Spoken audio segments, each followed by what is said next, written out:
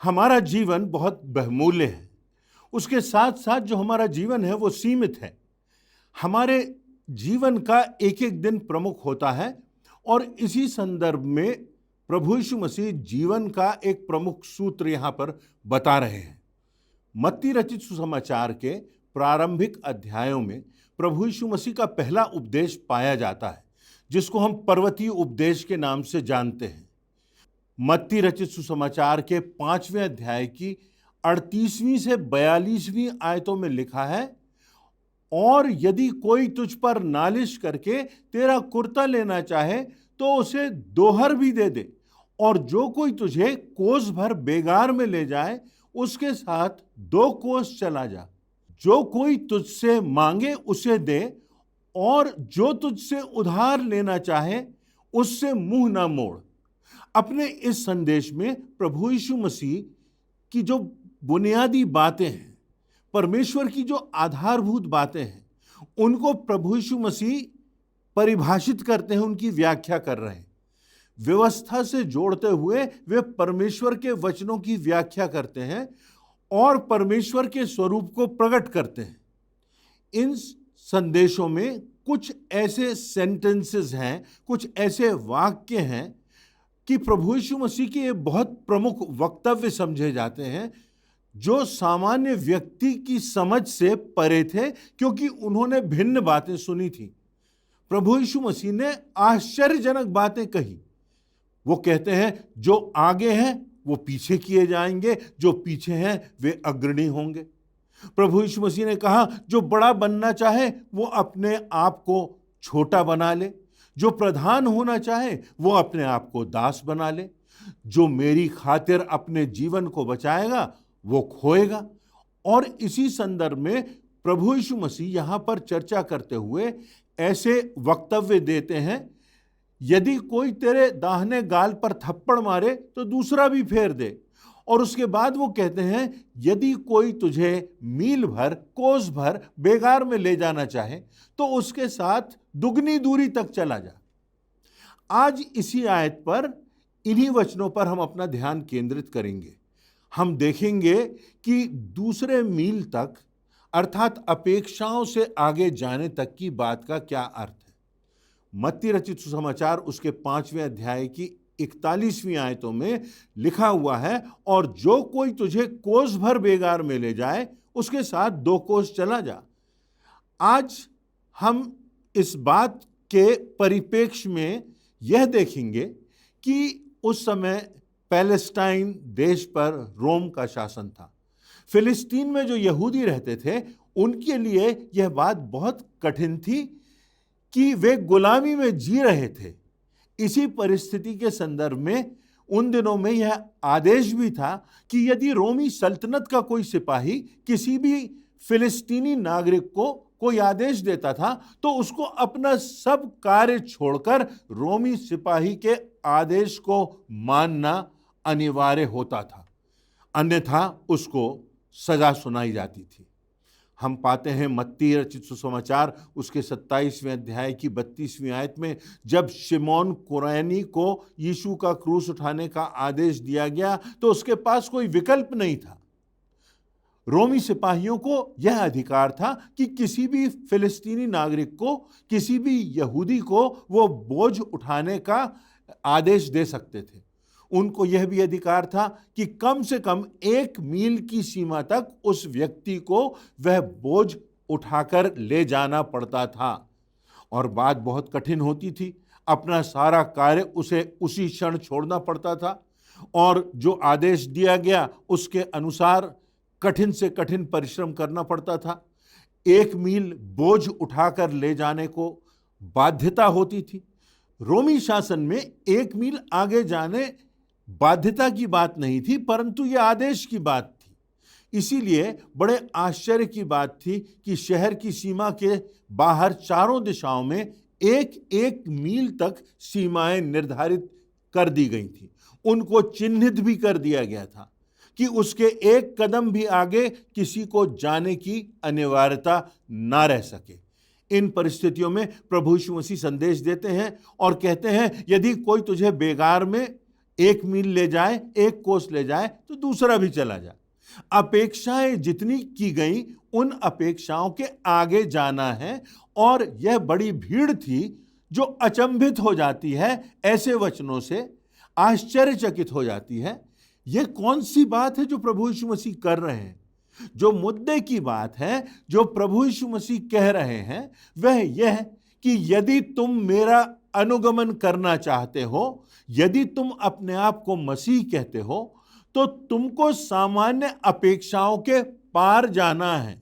अपनी जिम्मेदारियों में, अपने कार्य क्षेत्र में, अपने परिवार में, अपने संबंधों में तुमको अपनी अपेक्षाओं के आगे जाना है। तभी तुम प्रभु यीशु मसीह के सच्चे अनुयायी होगे। तभी प्रभु यीशु मसीह की गवाही मुखर और प्रखर हो सकेगी। तुम्हारे जीवन से प्रभु यीशु मसीह की शोभा दिखाई देगी।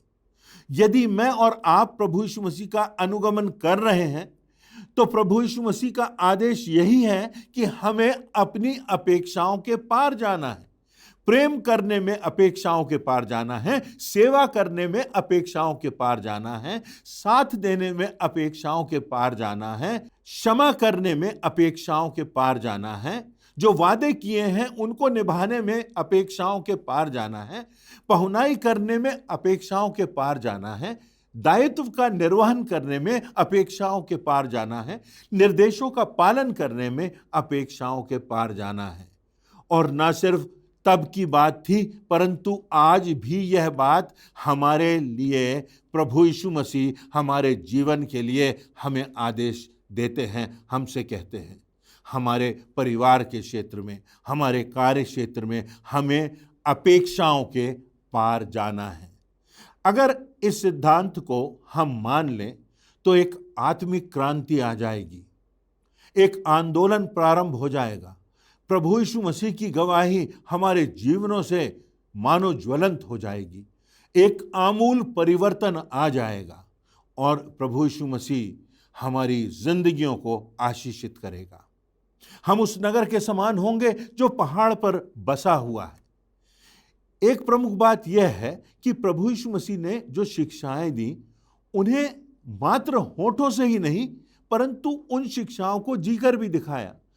दूसरे मील जाने की सिर्फ बात नहीं की, परंतु स्वयं प्रभु यीशु मसीह ने दूसरे मील तक जाकर, अपेक्षाओं के पार तक जाकर दिखाया। प्रभु यीशु मसीह के संबंध में एक घटना है। उन दिनों का नियम था कि यदि कोई व्यक्ति जो कोढ़ से ग्रसित है, वह लोगों से लगभग 6 फीट की दूरी बना करके चले, और जब वो कहीं जाता था तो उसको पुकारना होता था, अशुद्ध अशुद्ध अशुद्ध। और जब हवा तेज चलने लगती थी तो यह अनिवार्य था कि कोढ़ से ग्रसित व्यक्ति 100 फुट की दूरी बना करके चले।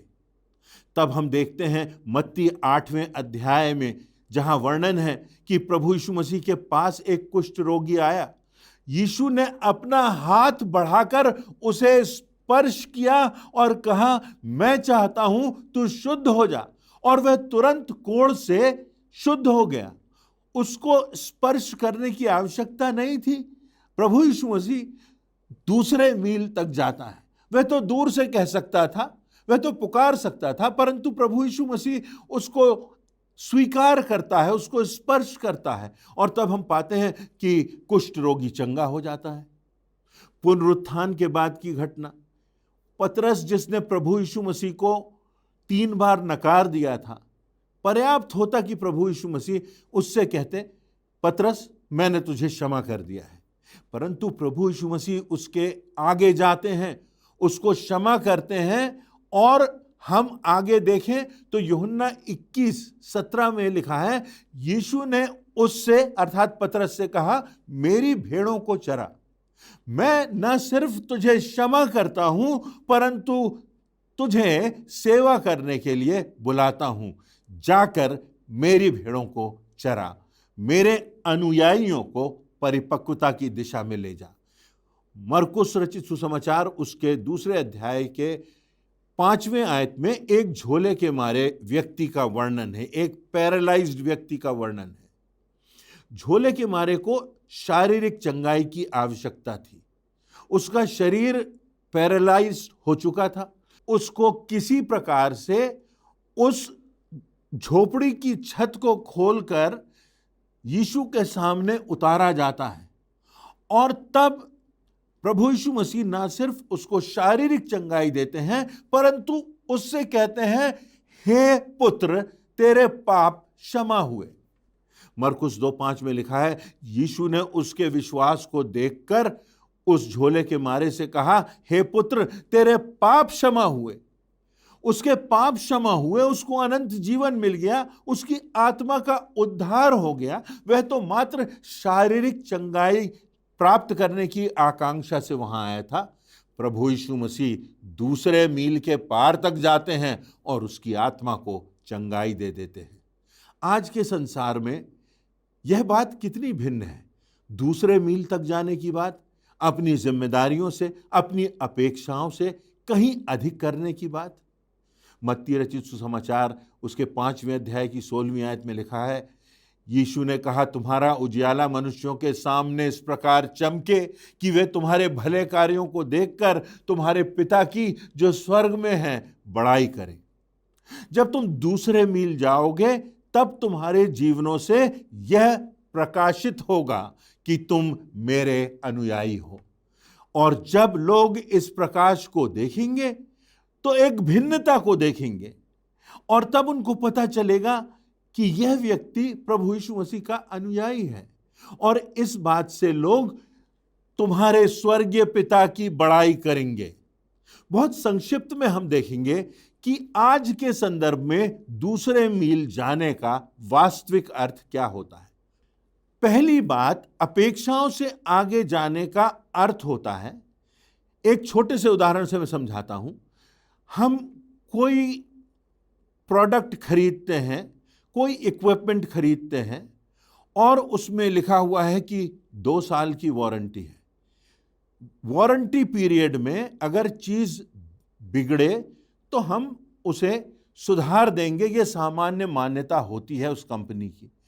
परंतु वो कंपनी कहती है कि ना सिर्फ हम उस चीज को वापस ले लेंगे परंतु सुधारेंगे नहीं, आपको उसके बदले नया प्रोडक्ट दे देंगे, नई मशीन, नया इक्विपमेंट आपके हाथों में दे देंगे। रिपेयरिंग की बात नहीं है परंतु बदल करके एक नई इक्विपमेंट आपको देने की बात है। उस कंपनी की साख बन जाती है क्योंकि उन्होंने अपेक्षा से अधिक किया। आप किसी रेस्टोरेंट में जाते हैं खाना खाने के लिए, भोजन में कुछ गड़बड़ी लगती है, दूसरा भोजन ला करके दिया जाता है और तब रेस्टोरेंट का मैनेजर आपके पास आता है और कहता है कि हमसे गलती हो गई, ना सिर्फ हम आपको दूसरा भोजन दे रहे हैं परंतु हम आपसे इसका कोई भी पैसा नहीं लेंगे, यह मुफ्त में होगा। अपेक्षाओं से अधिक। प्रभु यीशु मसीह ने यह बात भी कही जो लूका रचित सुसमाचार उसके 17वें अध्याय की 10वीं आयत में लिखा है। इसी रीति से तुम भी जब उन सब कामों को कर चुको जिसकी आज्ञा तुम्हें दी गई थी तो कहो, हम निकम्मे दास हैं, क्योंकि जो हमें करना था वही हमने किया है, इसलिए कहो कि हम निकम्मे दास हैं। जितनी अपेक्षा की गई थी उतना किया तो हम निकम्मे दास ठहरे।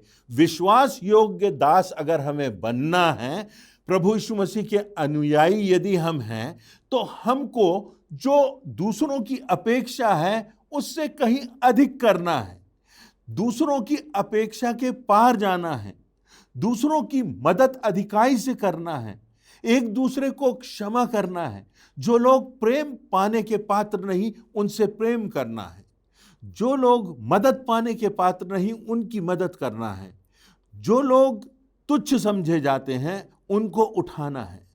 तो प्रभु यीशु मसीह इसी संदर्भ में पहली बात कहते हैं कि हमें अपनी अपेक्षाओं से, संसार की अपेक्षाओं से, लोगों की अपेक्षाओं से आगे जाना है, कुछ ज्यादा करना है। दूसरी बात, दूसरे मील तक जाने के संबंध में, अपेक्षाओं से आगे जाने के संबंध में, कि हम अपने कार्य को उत्कृष्टता से करें, उसमें एक्सीलेंस दिखाई दे, लोग कह सकें कि जो भी कार्य यह व्यक्ति करता है उसमें विशिष्टता होती है, उसमें एक चमक होती है, उसमें एक एक्सीलेंस होता है। जो कुछ भी ये व्यक्ति करता है, जो सेवा करता है, तो उसमें उत्कृष्टता दिखाई देती है। वो भाव दिखाई देता है जो प्रभु यीशु मसीह की भावना है। कुलुस्सियों की पत्री उसके 3 अध्याय की 23वीं आयत में लिखा है, और जो कुछ तुम करते हो तन मन से करो, यह समझकर कि मनुष्यों के लिए नहीं परंतु प्रभु के लिए करते हो। तन मन से करो, पूरे दिल से करो। कई बार हम कहते हैं कि ऐसा लगता है इस व्यक्ति का दिल कहीं है, दिमाग कहीं है, शरीर कहीं है। ऐसा लगता है कि ये व्यक्ति यहां आ तो गया है परंतु अपना दिमाग कहीं और छोड़ करके आया है। वो सोच कुछ रहा है, करना कुछ है, कहीं तालमेल नहीं बन रहा है। परंतु प्रभु यीशु मसीह कहते हैं जो कुछ करो तन मन से करो, पूरे दिल से करो, क्योंकि यह समझकर कि तुम यह कार्य मनुष्यों के लिए नहीं परंतु परमेश्वर के लिए, प्रभु के लिए कर रहे हो।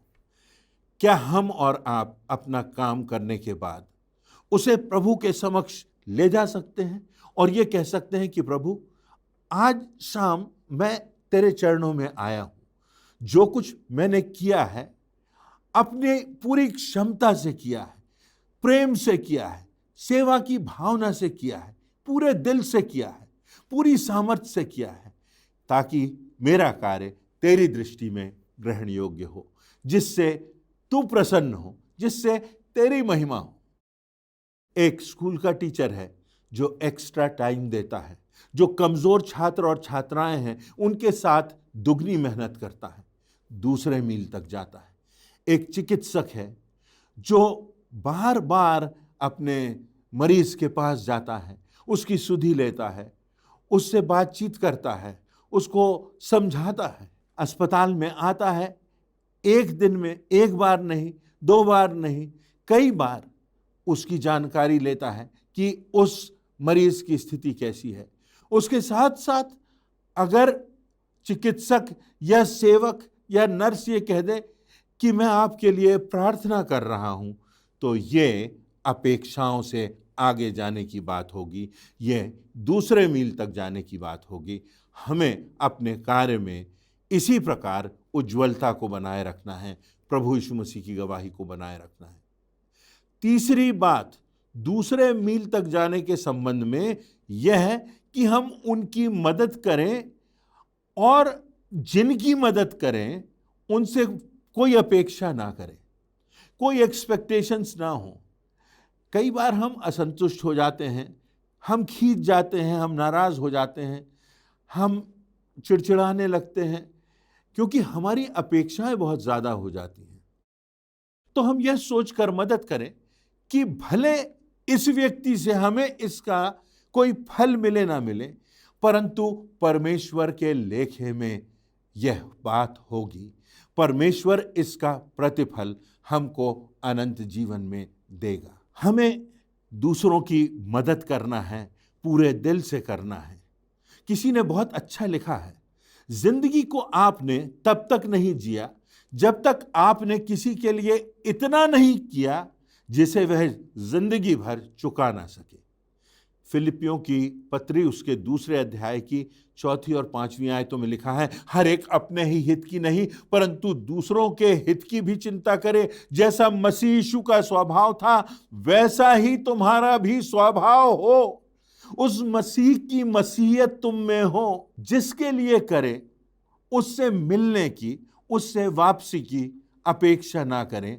तभी तो निस्वार्थ भावना होगी, तभी तो प्रभु यीशु मसीह की भावना होगी, तभी तो हमारा व्यवहार प्रभु यीशु मसीह के समान होगा।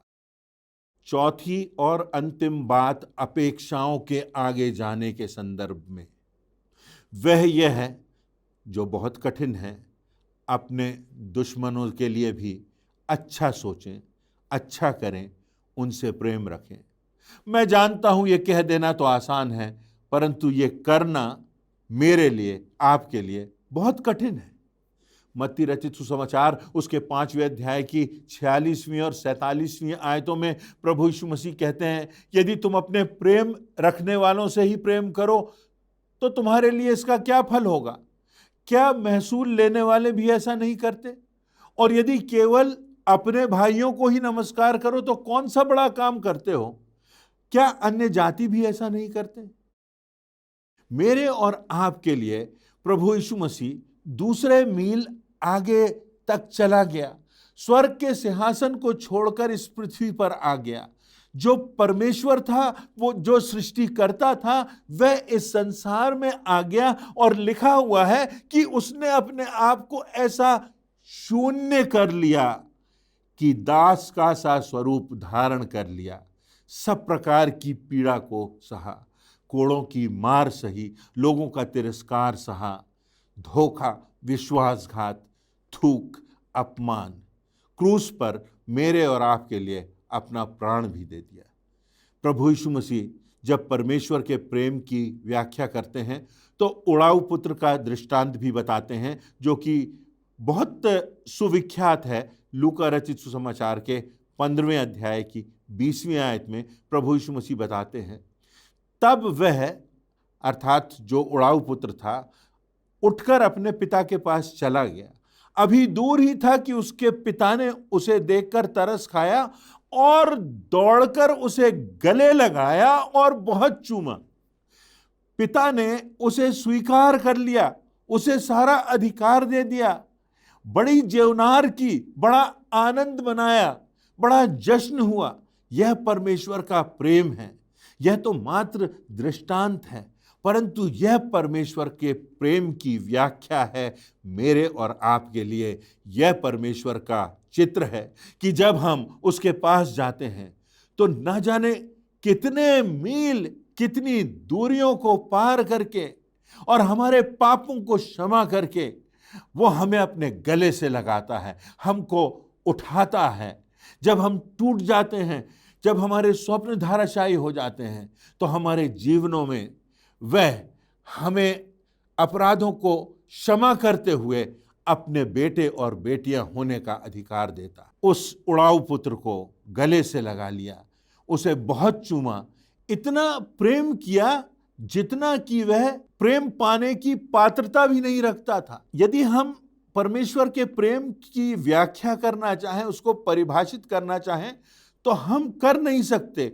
संपूर्णता से उसके प्रेम की हदों तक हम पहुंच नहीं सकते, उसके प्रेम के रंगों को हम देख नहीं सकते, उसके प्रेम की गहराई और ऊंचाई और लंबाई और चौड़ाई की हम कल्पना भी नहीं कर सकते कि परमेश्वर मुझसे और आपसे कितना प्रेम करता है। क्या हम अपने जीवन में इस बात के लिए आज प्रतिबद्ध होंगे कि हम दूसरे मील जाएं? प्रभु यीशु मसीह कहते हैं, तुमने अगर अपनों से अपनापन रखा, प्रेम करने वालों से प्रेम किया, तो कौन सी बड़ी बात? तुम्हें दुश्मनों से प्रेम रखना है। वो जिनके मन में तुम्हारे प्रति घृणा है, उनके लिए प्रार्थना करना है। अपने कार्य से, अपने प्रेम से, क्षमा से, विश्वास से प्रभु यीशु मसीह की गवाही देना है। और इस संदर्भ में हमने 4 बातों को देखा। हमें अपेक्षाओं से आगे जाना है, लोगों की, इस संसार की अपेक्षाओं से आगे बढ़ना है।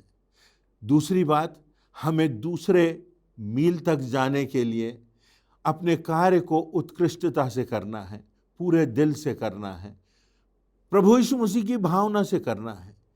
तीसरी बात कि हमें उनकी मदद करना है, उनसे प्रेम रखना है जो इसकी पात्रता भी नहीं रखते, और उसके साथ साथ किसी बात की अपेक्षा भी नहीं करना है।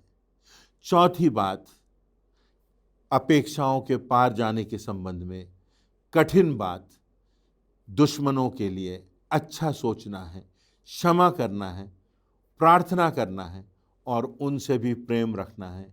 प्रभु यीशु मसीह कहते हैं, तब तुम अपने पिता की संतान कहलाओगे, तब तुम प्रभु यीशु मसीह की, अपने परमेश्वर की, अपने सृष्टिकर्ता की गवाही दोगे, क्योंकि उसने भी हमसे इतना प्रेम रखा कि उसने अपना सर्वोत्कृष्ट हमारे लिए बलिदान कर दिया कि जो कोई उस पर विश्वास करे, उसके बलिदान को स्वीकार करे, उसकी आत्मा उसका जीवन नाश ना हो, परंतु उसका जीवन अनंत जीवन प्राप्त करे, वो मृत्यु के बाद स्वर्ग धाम में पहुंच सके, सब प्रकार के कर्मों के जन्मों के चक्र से मुक्त होकर परमेश्वर की गोद में एक अनंत धाम में, जहाँ कोई दुख नहीं, जहाँ कोई पीड़ा नहीं, जहाँ कोई शोक नहीं, जहाँ कोई संताप नहीं, जहाँ कोई अलगाव नहीं, यहाँ तक कि जिसका कोई अंत नहीं, जहाँ मृत्यु नहीं, बस परमेश्वर का प्रेम है,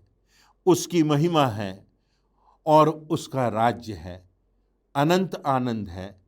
उसमें हम शामिल हो सकते हैं यदि हम इस संसार में ऐसा जीवन जिएं जैसा प्रभु यीशु मसीह ने हमको सिखाया है, जैसा प्रभु यीशु मसीह ने हमको दिखाया है। परमेश्वर इन वचनों से सबों को आशीष दे, सबों को प्रेरणा दे, ऐसी मेरी प्रार्थना है।